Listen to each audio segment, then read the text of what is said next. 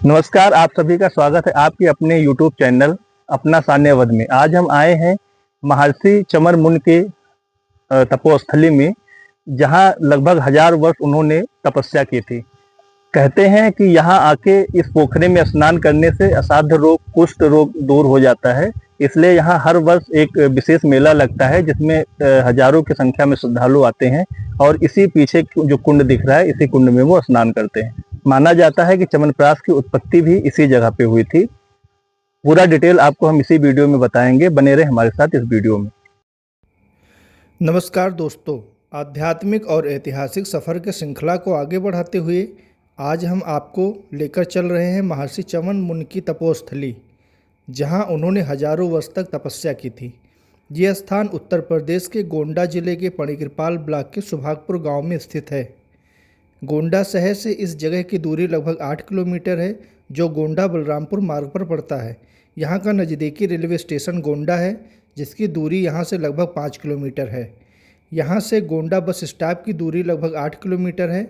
यहाँ पर आप ऑटो या निजी वाहन द्वारा आसानी से पहुँच सकते हैं। यहाँ का नज़दीकी हवाई अड्डा अयोध्या धाम है, जिसकी दूरी यहाँ से लगभग 70 किलोमीटर है। प्रकृति के बीचों बीच बसा यह शांतिमय तपोस्थल आपका मन मोह लेगा। आइए इस स्थान से जुड़ी हुई आपको बहुत ही रोचक बातें बताते हैं। बने रहे हमारे साथ इस वीडियो में। भारतवर्ष अनेक ऋषि मुनियों की जन्मस्थली रही है। इन्हीं महान ऋषि मुनियों में एक ऋषि महर्षि चमन मुनि भी हैं, जिनका गौरवशाली इतिहास रहा है। गोंडा का चमन मुनि आश्रम एक ऐसा स्थान है जहां हर कण में आस्था की गूंज और सांस में तपस्या की सुगंध महसूस होती है। चमन ऋषि महाभारत काल के प्रसिद्ध महर्षि भृगु के वंशज थे। कथाओं के अनुसार जब उनकी माता पुलोमा गर्भवती थी तो एक राक्षस ने उन्हें बहुत परेशान किया। इस परेशानी एवं अशांति से गर्भ में पल रहा बच्चा समय से पहले गिर पड़ा। संस्कृत में इसे च्युत कहा गया है, जिसका अर्थ गिरा हुआ या टपका हुआ होता है। इसी कारण उनका नाम चमन पड़ा। चमन ने अपने महर्षि भृगु से वेदों की पढ़ाई की और बाद में ब्रह्मा जी से वेदों का ज्ञान प्राप्त कर ब्रह्म ऋषि बने। कथाओं के अनुसार एक बार उन्होंने जंगल में जाकर कठोर तपस्या की। कई वर्षों तक लगातार तपस्या में लीन होने के कारण उनका शरीर धीरे धीरे कमज़ोर व जर्जर होता चला गया। समय बीतने के साथ साथ उनका शरीर मिट्टी और झाड़ियों के बीच लगभग विलीन हो गया। दूर से देखने पर उनका शरीर एक छोटे से मिट्टी के टीले की तरह दिखाई देने लगा। एक बार उसी जंगल में राजा सरयात अपनी पुत्री सुकन्या और सेना के साथ भ्रमण के लिए आए। वहाँ पर राजा की पुत्री सुकन्या ने झाड़ियों में 2 चमकती हुई वस्तुएं देखी, जो कि वास्तव में चमन मुनि की आंखें थीं। अनजाने में सुकन्या ने उन्हें जुगनू समझकर उनमें तीर चला दिया, जिससे ऋषि की आंखों से खून की धारा फूट पड़ी और उनकी तपस्या भंग हो गई। इस घटना से वे बहुत क्रोधित हो उठे और उन्होंने राजा की पूरी सेना को श्राप देकर मूर्छित कर दिया। जब राजा को अपनी पुत्री के द्वारा किए गए इस अपराध का पता चला तो उन्होंने तुरंत ऋषि से जाकर माफ़ी मांगी। तब ऋषि ने कहा, अगर उनकी पुत्री सुकन्या उन्हें अपने पति के रूप में स्वीकार कर लेगी तो वे पूरी सेना को अपनी तपस्या की शक्ति से बंधन मुक्त कर देंगे। सुकन्या ने महर्षि की इस शर्त को सहर्ष स्वीकार कर लिया और उनका विवाह राजा ने महर्षि के साथ कर दिया।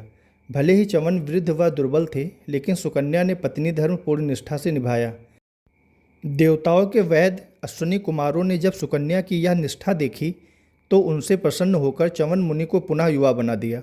इसके लिए अश्विनी कुमारों ने ऋषि को एक विशेष औषधि दी, जिसे बाद में च्यवनप्राश के नाम से जाना गया। कहा जाता है कि अश्विनी कुमारों ने च्यवनप्राश को इसी स्थान पर बनाया था, इसलिए इसी जगह को च्यवनप्राश की उत्पत्ति का केंद्र माना गया। ये औषधि आज भी विख्यात है, इसे अमृत समान माना जाता है। हर साल यहाँ क्वार पूर्णिमा के दिन विशेष मेले का आयोजन किया जाता है। इसी दिन महर्षि चमन मुनि का जन्मदिवस धूमधाम से मनाया जाता है। इस दिन यहाँ दूर दूर से हजारों की संख्या में लोग जुटते हैं। मेले के दिन सुबह से ही यहाँ लोगों की भीड़ जुटनी शुरू हो जाती है। इस पूरे दिन यहाँ हवन कीर्तन आदि का आयोजन होता है। गांव में लगे इस मेले की भव्यता देखते ही बनती है। यहाँ लगी छोटी छोटी दुकानों पर लोग खूब जम के खरीदारी करते हैं। चमन मुनि आश्रम केवल धार्मिक स्थल नहीं, यह तप, त्याग, निष्ठा और प्रेम का जीवंत उदाहरण है। अगर आप भी जीवन की भाग दौड़ में शांति की तलाश कर रहे हैं तो एक बार इस पावन धरती पर जरूर आइए। शायद आपको भी यहाँ वही दिव्य शांति एवं आशीर्वाद मिल जाए जिसने सदियों पहले ऋषि चमन को अमर कर दिया था। हमारा ये वीडियो आपको कैसा लगा कमेंट कर ज़रूर बताएं। वीडियो पसंद आए तो अपने दोस्तों के साथ इसे शेयर करना ना भूलिए।